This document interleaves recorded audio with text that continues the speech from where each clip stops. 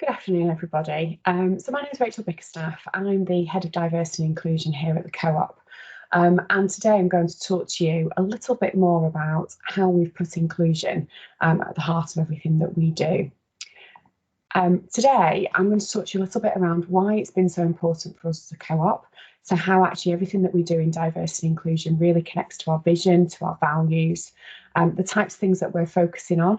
So we focus on two things: diversity and equity, inclusion and belonging. I'll talk to you a little bit more about what that means and the sorts of work that we're doing in that space. And then I'm also going to talk to you a little bit about some top tips for getting started.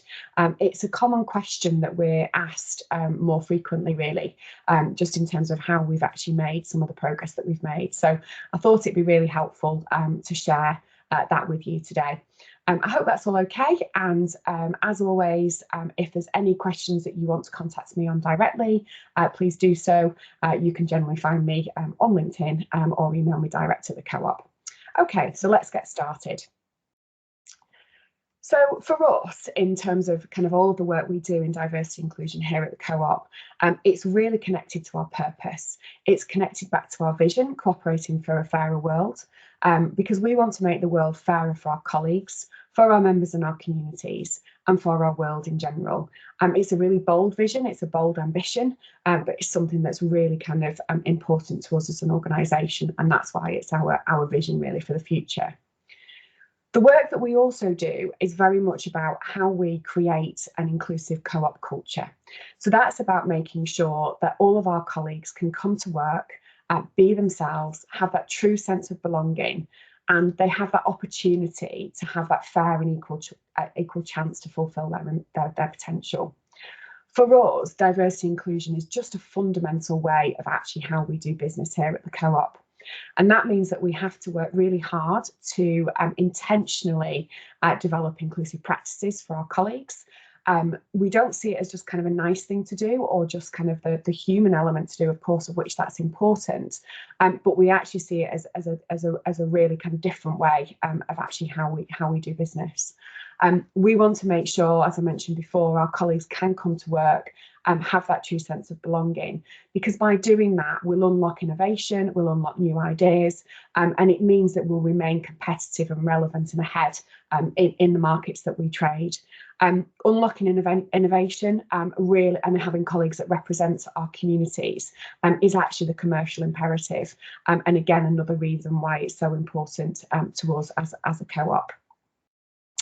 So what we stand for, so if we sort of flip back to the 18th century, equality and equity are some of our real founding values of what our Rochdale pioneers kind of came up with. So they set up a cooperative which was about really challenging social injustice and inequity as they saw it kind of in the society today.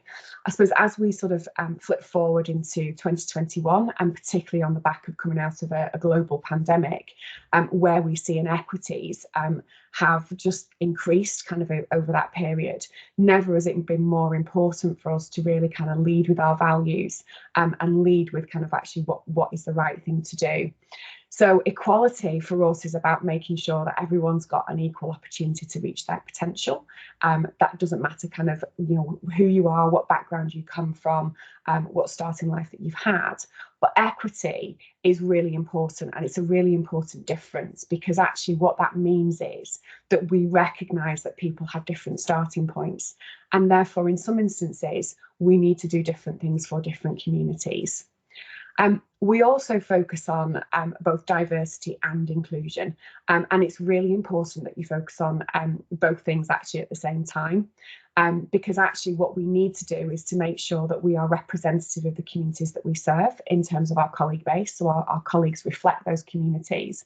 But at the same time, we have to create an inclusive culture where actually all difference is celebrated and valued, and ensures that actually, irrespective of your background, you can come to work and you can really thrive within the co-op. And that's what makes diversity work.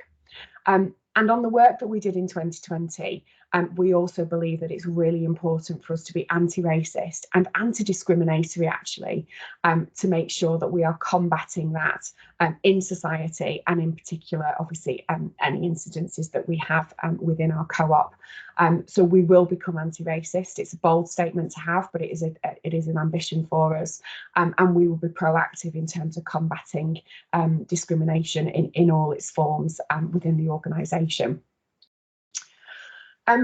This is quite a busy slide, so I'm just going to kind of sort of quickly whiz you through it, really. So as I mentioned before, we have two big priorities, so inclusion and belonging, and diversity and equity. If we start with diversity and equity, diversity is about making sure that we're representative of the communities that we serve, and equity is about making sure that we have a colleague experience that is equitable for all. So as I mentioned before, sometimes that is about us doing different things for different communities. So examples of that would be our Black, Asian, Minority Ethnic Talent Programme that we've just sort of piloted at the moment. But also ensuring that all of our people processes are free from bias. So we've done a lot of work in our recruitment processes to ensure that not only are we attracting diverse applicants, but they're actually converting into new hires.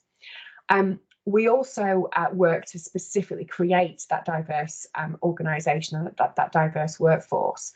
So that is about kind of actively targeting diverse groups that we want to make sure that come into our organisation and that will feel welcome coming into our organisation. That is anything from sort of apprentices and early careers through to experienced hires. But we've also got, we've got a lot of work in that space around actually how we help and support our line managers and our hiring managers to ensure that they're aware of their part that they have to play in terms of creating a diverse workforce. If we look to inclusion and belonging, we know that we need to consciously create an inclusive culture, because it doesn't just happen overnight, and we have to work really hard to actually kind of create that. And there's two things there that we sort of lever. So one is around inclusive leadership. So actually, how do we support all of our leaders to have the right skills, the right knowledge, the right behaviours to lead diverse teams more inclusively? And the second one, in terms of actually kind of how do we continue to build awareness, educate our colleagues, and to really kind of encourage them to be part of the conversation. And that's what we talk about when we're sort of consciously creating an inclusive culture. So whilst we run lots of awareness events kind of across the year, as many organisations do, we also make sure that we have a real sort of education lens with that, so people can understand actually how different communities and different groups within the organisation kind of experience the co-op, and what we need to do differently to ensure that everybody has that sort of equitable experience. As I mentioned before, we have been asked this question really just in terms of some top tips that we can kind of provide for people to get started really on their journey. And what I'm not saying is that we're the experts in this at all, because we're really not, and we're continually learning. And it's really important that actually we do keep continually learning, because everyone's human beings and people need different things at different times. I suppose a couple of things that I could say to you in terms of what are some of the top tips is, first of all, I suppose, connect with your purpose. So connect in terms of what is really important to your organisation.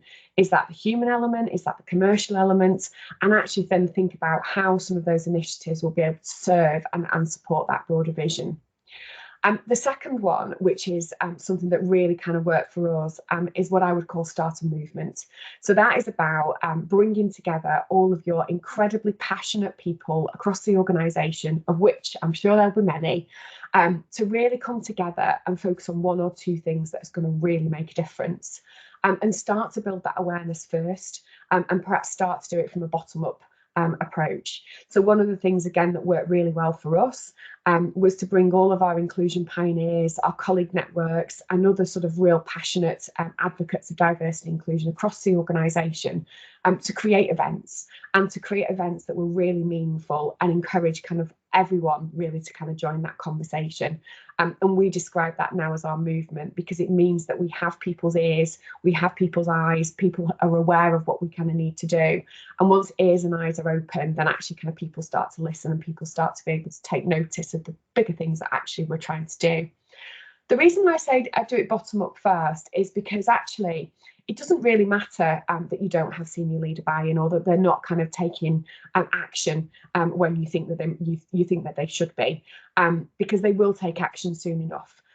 What we found is actually the more that we had a movement bottom up, and the more that our colleagues cared about this, then actually it created that sort of, I suppose, conscience really for our senior leaders to kind of start to listen, and then start to really sort of ask the questions around how they needed to kind of step into this space. And I think the other thing I would also say is the top tip is just around starting somewhere. So people worry about kind of, getting things right. People worry about the language. People worry about kind of, is it going to have enough impact? Just try and put all of that out of your mind and just start somewhere. So just think about kind of, where could be the best thing that you could start? Is it a program of activity that's already running? Is it kind of with some of your colleague networks or some of the advocates that you've got kind of in the organisation? It doesn't really matter, just start. That's the most important thing. And I think just by starting, you'll really start to kind of make progress kind of in that space. My view is you can't make enough progress. We continually learn, we're continually kind of building on our progress. And my view is, from a personal perspective, is this gender's never going away. We'll never be done. This isn't about kind of ticking things off a tick list. It's really about kind of making progress, building on that progress, and continuing to kind of move on from there. I really hope that that's helped. And you found that interesting. As I said before, we're always really, really happy to talk to anybody here at the Co-op, if we can help in any way, shape or form, to help people kind of on their diversity and inclusion agendas. And I genuinely mean that. So please do feel free to reach out to me or to reach out to one of the team, and we're more than happy to kind of set up a conversation. Take care. Really lovely to see you all, and hopefully see some of you soon. Bye-bye.